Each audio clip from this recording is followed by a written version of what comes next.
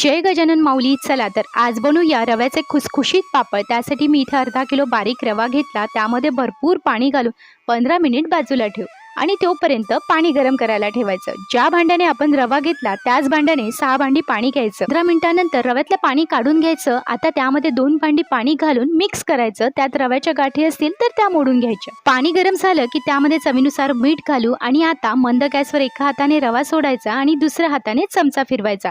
त्यामुळे त्यात गाठी होणार नाहीत. आता 25 ते 30 मिनिट हा रवा घट्ट होईपर्यंत शिजवून घेऊ. तर 30 मिनिटांनंतर हे बघा रवा घट्ट झालेला आहे. आता हा काढून थोडा थंड होऊ देऊ. थोडा थंड झाला की 2 चमचे तीळ, 1 चमचा जिरं घालून मिक्स करू. मिक्स करून झालं की 1 चमचा मिश्रण घ्यायचं आणि वरून चमच्याने गोल फिरवून पसरून घ्यावं. अशाच प्रकारे सर्व पापड करून 2 ते 3 दिवस उन्हात वाळवून घेऊया. तर 3 दिवसानंतर आपले पापड वाळून तयार आहेत. तळून बघूया.